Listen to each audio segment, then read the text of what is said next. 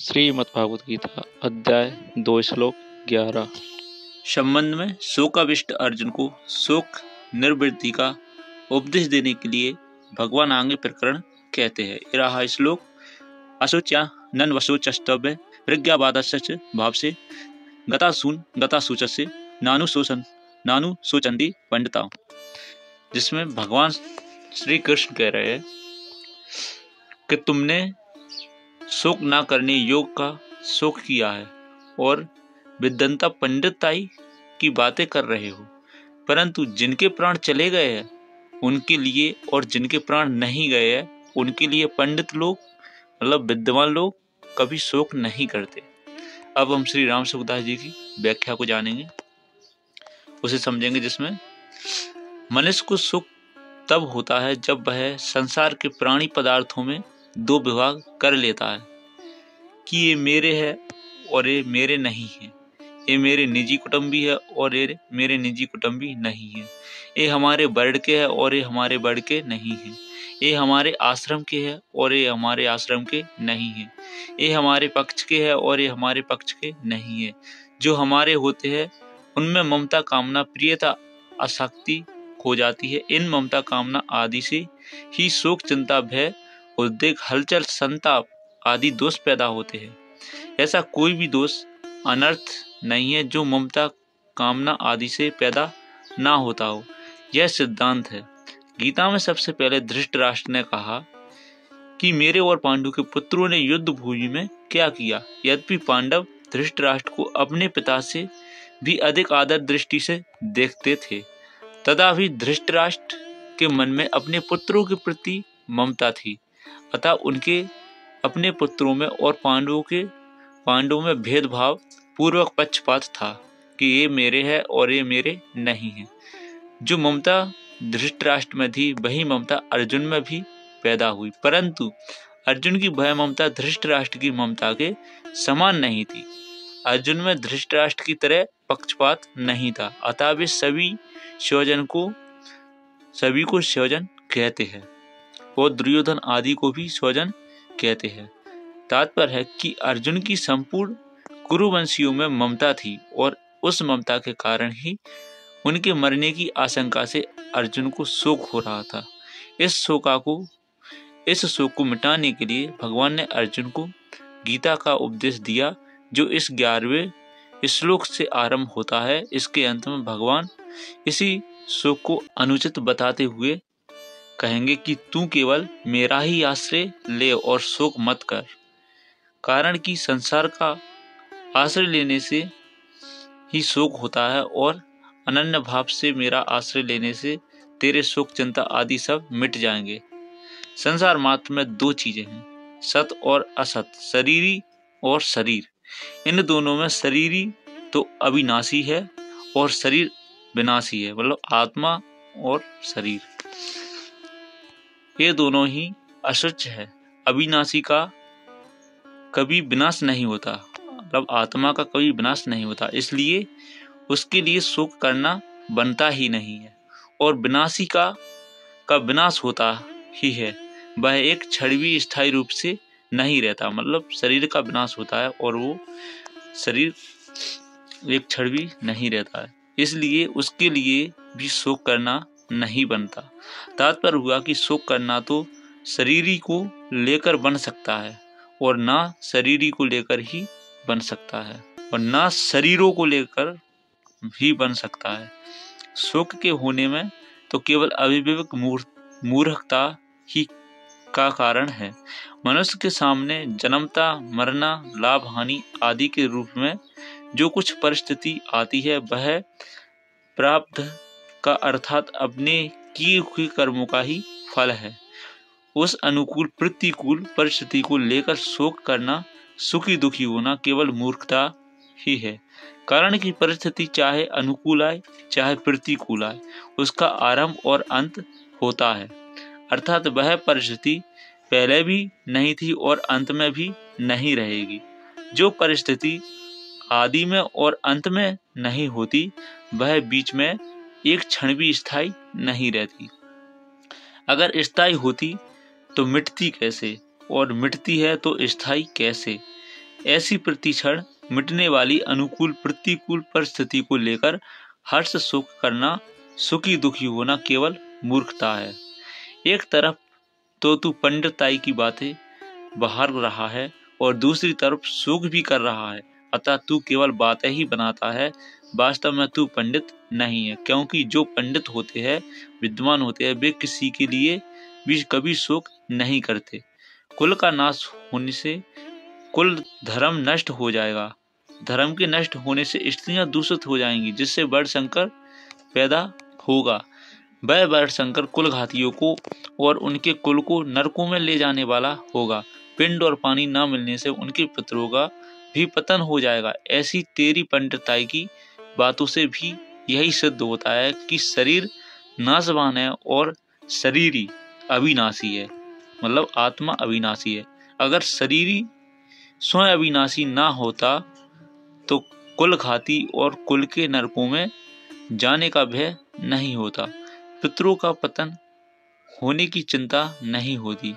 अगर तुझे कुल की और पितरों की चिंता होती है, उनका पतन होने का भय होता है, तो इससे सिद्ध होता है कि शरीर नाशवान है और उसमें रहने वाला शरीरी नित्य है। अतः शरीरों के नाश को लेकर तेरा शोक करना अनुचित है। सबके पिंड प्राण का वियोग अभ्यभावी है और उनमें से किसी के पिंड प्राण का वियोग हो गया है और किसी का होने वाला है, अतः उनके लिए शोक नहीं करना चाहिए। तुमने जो शोक किया है वह तुम्हारी गलती है। जो मर गए हैं उनके लिए शोक करना तो महान गलती है, कारण कि मरे हुए प्राणियों के लिए शोक करने से उन प्राणियों को दुख भोगना पड़ता है। जैसे मृतात्मा के लिए जो पिंड और जल दिया जाता है वह उसको परलोक में मिल जाता है, ऐसे ही मृत आत्मा के लिए जो कफ और आंसू बहाते हैं वे मृत आत्मा को परवश होकर खाने पीने पड़ते हैं।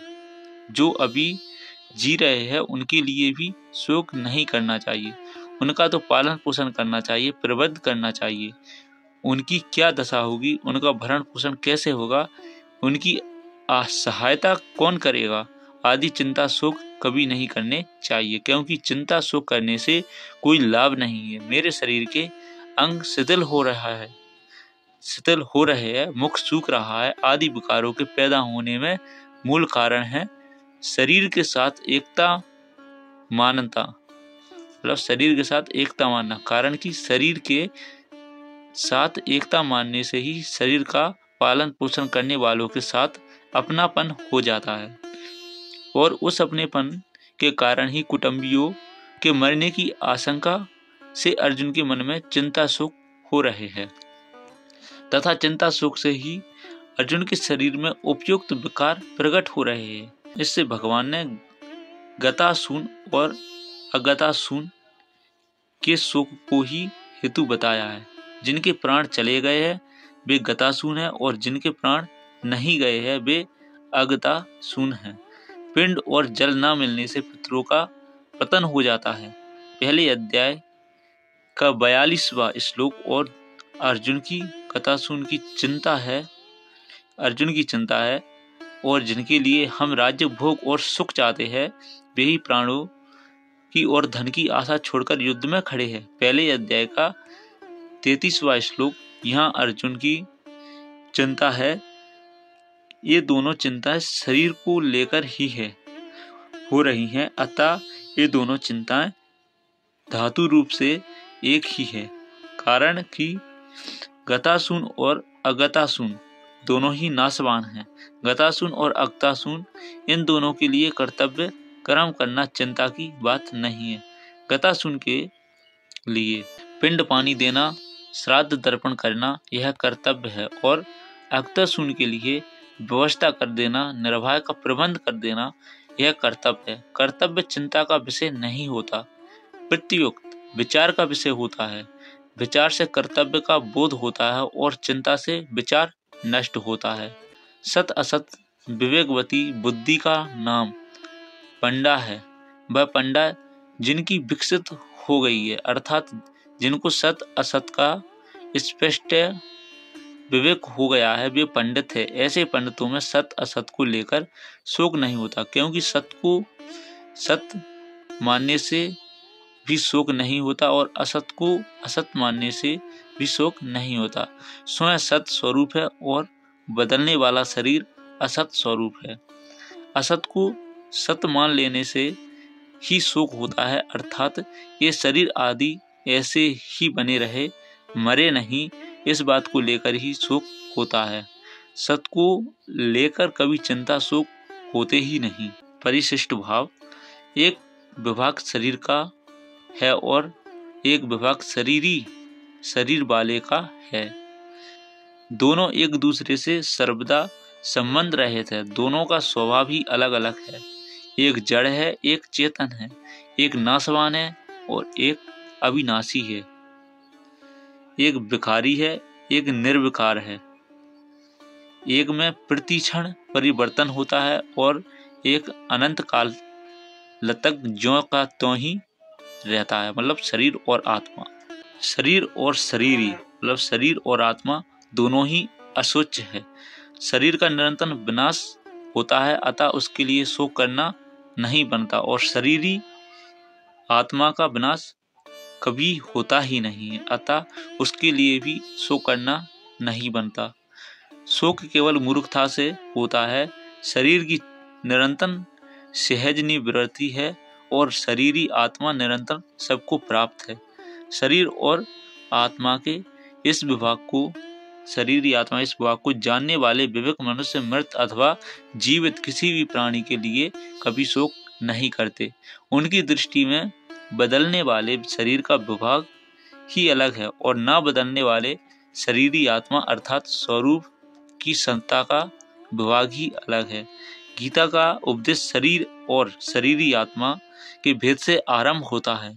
दूसरे दार्शनिक ग्रंथ तो आत्मा और अनात्मा का इदंता से वर्णन करते हैं, पर गीता इदंता से आत्मा अनात्मा का वर्णन न करके सबके अनुभव के अनुसार देही शरीर शरीरी आत्मा का वर्णन करती है। यह गीता की विलक्षणता है। साधक अपना कल्याण चाहता है तो उसके लिए सबसे पहले यह जानना आवश्यक है कि मैं कौन हूँ। अर्जुन ने भी अपने कल्याण का उपाय पूछा। देह और देही का भेद स्वीकार करने से ही कल्याण हो सकता है। जब तक मैं देह हूँ यह भाव रहेगा, तब तक कितना ही उपदेश सुनाते रहें और साधन भी करते रहें, कल्याण नहीं होगा। जो वस्तु अपनी ना हो उसको अपना मान लेना और जो वस्तु वास्तव में अपनी हो उसको अपना ना मानना बहुत बड़ी भूल है। अपनी वस्तु वही हो सकती है जो सदा हमारे साथ रहे और हम सदा उसके साथ रहे। शरीर एक क्षण भी हमारे साथ नहीं रहता और परमात्मा निरंतर हमारे साथ रहते हैं, कारण कि शरीर की सजातीयता संसार के साथ है और हमारी अर्थात शरीरी आत्मा की सजातीयता परमात्मा के साथ है। इसलिए शरीर को अपना मानना और परमात्मा को अपना ना मानना सबसे बड़ी भूल है। इस भूल को मिटाने के लिए भगवान गीता में सबसे पहले शरीरी आत्मा के भेद का वर्णन करते हैं और साधक को उद्बोधन करते हैं कि जिसकी मृत्यु होती है वह तुम नहीं हो, अर्थात तुम शरीर नहीं हो, तुम ज्ञाता जानने वाले हो, शरीर ज्ञेय जानने में आने वाला है। गीता के 13वें अध्याय का पहला श्लोक, तुम सर्वदेशी हो, शरीर एक देशी है, तुम चिन्मय लोक के निवासी हो, शरीर जड़ संसार का निवासी है, तुम मुझ परमात्मा के अंश हो। मतलब परमात्मा के अंश कौन? आत्मा। और शरीर प्रकृति का अंश है, मतलब 5 तंत्र महाभूतों से बना हुआ है। ये शरीर प्रकृति का अंश है और आत्मा भगवान का अंश है। तुम निरंतर अमरता में रहते हो, मतलब आत्मा निरंतर अमरता में रहती है और शरीर निरंतर मृत्यु में रहता है, क्योंकि शरीर हमेशा जन्म लेता है और मरता है, फिर जन्म लेता है और फिर मरता है। शरीर की क्षति से तुम्हारी किंचन मात्र भी क्षति नहीं होती, मतलब शरीर की कोई भी क्षति के कारण आत्मा की कोई क्षति नहीं होती। अतः शरीर को लेकर तुम्हें शोक, चिंता, भय आदि नहीं होने चाहिए। शरीरी मतलब आत्मा किसी शरीर से लिप्त नहीं है, इसलिए उसको सर्वव्यापी कहा गया है। तात्पर्य हुआ कि साधक का स्वरूप संता मात्र है, अतः वास्तव में वह शरीरी आत्मा शरीर वाला नहीं है, प्रत्युत अशरीरी है। इसलिए भगवान ने उसको अव्यक्त भी कहा है। अव्यक्त अव्यक्तादीनि भूतानि। शरीर प्रतिक्षण नष्ट होने वाला और असत है, वो असत की सत्ता विद्यमान नहीं है। नास्तो विद्यते भावम, जिसकी सत्ता विद्यमान नहीं है, ऐसे असत शरीर को लेकर साधक शरीर वाला कैसे हो सकता है। इसलिए साधक शरीर भी नहीं है और शरीरी भी नहीं है। परंतु इस प्रकरण में भगवान ने साधक को समझाने की दृष्टि से उस संता मात्र स्वरूप को शरीरी आत्मा शरीरी देही नाम से कहा है। शरीरी कहने का तात्पर्य यही बताना है कि तुम शरीर नहीं हो। जिस समय हम शरीर और शरीरी का विचार करते हैं, उस समय भी शरीर और शरीरी वैसे ही है, और जिस समय विचार नहीं करते उस समय भी वैसे ही है। विचार करने से वस्तु स्थिति में तो कोई फर्क नहीं पड़ता, पर साधक का मोह मिट जाता है, उसका मनुष्य जन्म सफल हो जाता है। मनुष्य शरीर विवेक प्रधान है, अतः मैं शरीर नहीं हूँ, यह विवेक मनुष्य शरीर में ही हो सकता है। शरीर को मैं मेरा मानना मनुष्य बुद्धि नहीं है, प्रत्युत पशु बुद्धि है। जो व्यक्ति अपने शरीर को अपना मानता है वो पशु बुद्धि के लोग होते हैं। शरीर को कभी अपना नहीं मानना चाहिए। शरीर तो नासमान होते हैं। इसलिए श्री सुखदेव जी महाराज राजा परीक्षित से कहते हैं कि हे राजन, अब तुम यह पशु बुद्धि छोड़ दो कि मैं मर जाऊंगा। जैसे शरीर पहले नहीं था, पीछे पैदा होगा और फिर मर जाएगा, ऐसा तुम पहले नहीं थे, पीछे पैदा हुए और फिर मर जाओगे, यह बात भी नहीं है। हरे कृष्ण, राधे राधे। हमारा श्लोक यहीं पे समाप्त होता है। मिलते हैं अगले श्लोक में।